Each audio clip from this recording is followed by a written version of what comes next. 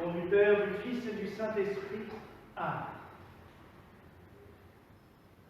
Mes frères et sœurs, nous continuons nos cheminements sur ce temps de la Pentecôte et sur les 7 dons que le Seigneur nous a vraiment parlé. Aujourd'hui, c'est le don de la force que nous invoquons. Et je continue ma lecture de ces extraits du Père Michelet. Le don de force est une vertu permanente que le Saint-Esprit communique à notre volonté pour vaincre les difficultés qui nous détourneraient de la pratique du bien. Oui, mes frères et sœurs,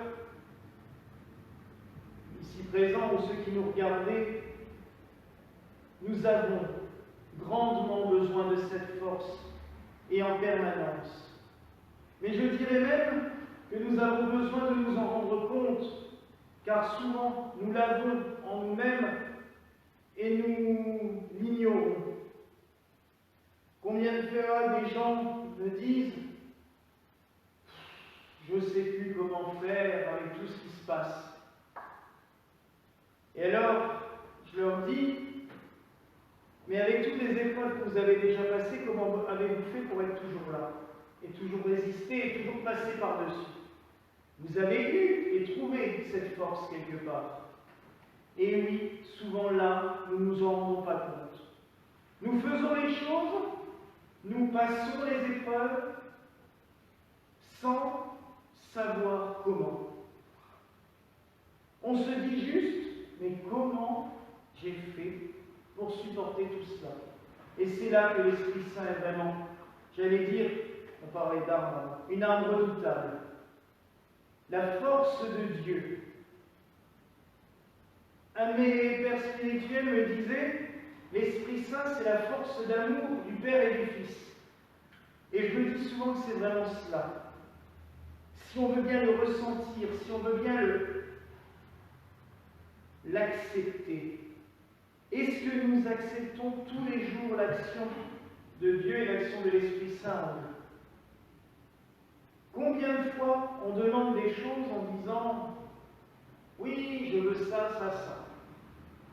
Mais, en plus, on a tendance, dans notre inconscient, à dire « Je veux ça, mais il faut que ça se passe de telle manière. Il faut que le miracle que j'attends se passe de telle manière, que la grâce que j'attends se passe comme ça. » Alors qu'il y a 1000 façons de découvrir cette grâce.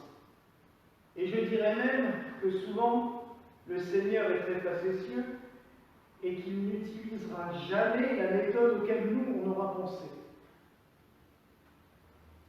Sa grâce, elle passe par des moyens totalement détournés.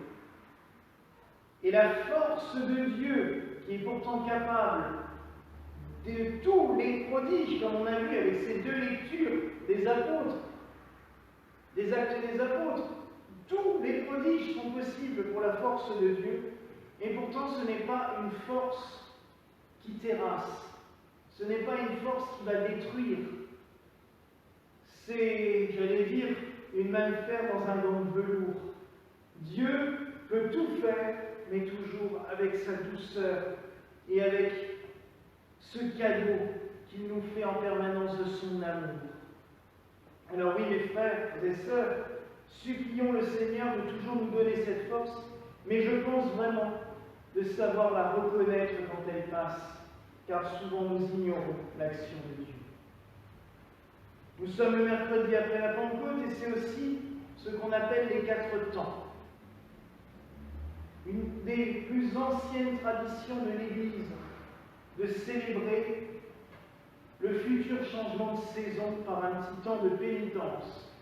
Ainsi, 4 fois dans l'année, le mercredi, le vendredi et le samedi étaient des jours où l'on jeûnait, où l'on fait pénitence, où l'on supplie le Seigneur. À l'origine, on le suppliait pour la création, pour la nature. Comme on l'a fait pour les rogations avant l'Ascension, comme on l'a fait lors des litanies majeures pour la fête de Saint-Marc. Pendant ces 3 jours, on jeûnait et on suppliait Dieu de nous préserver, de préserver la saison qui allait arriver. Là, nous approchons de l'été. Et dans notre tradition gallicane, nous avons voulu restaurer cela. Parce qu'avec le temps, les 4 temps, ils ont glissé. On est passé d'une prière pour la nature à plus une prière pour les prêtres, puisqu'on avait choisi d'ordonner les prêtres ce jour-là. Et ça donnait lieu à des messes le samedi des 4 temps qui duraient des fois 5 heures d'affilée, puisqu'on ordonnait tous les ordres mineurs, plus les diacres, plus les prêtres, et qu'à chaque fois on calait des lectures et des prières entre. Donc ça faisait 5 heures de messe le samedi des 4 temps,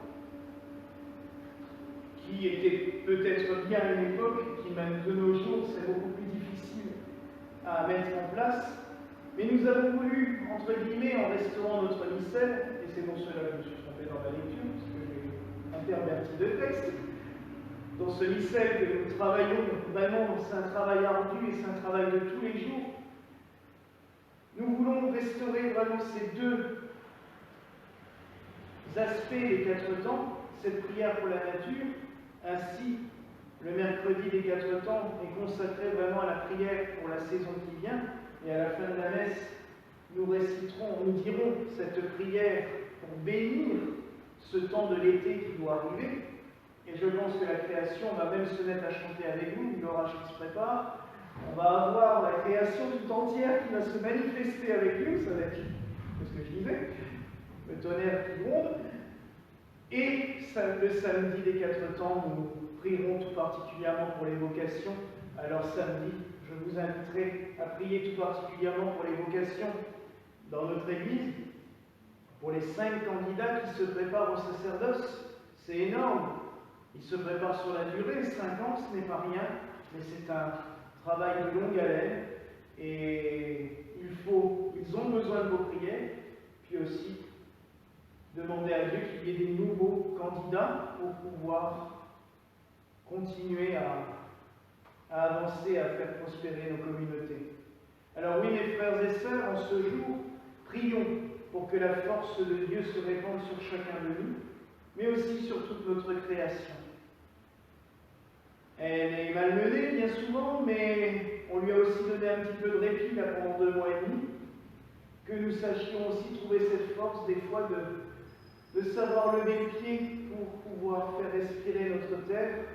Alors, prions en ce jour pour que cette force de Dieu se répande sur nous et sur toute la terre. Voilà la grâce que je vous souhaite en ce soir au nom du Père, du Fils et du Saint-Esprit.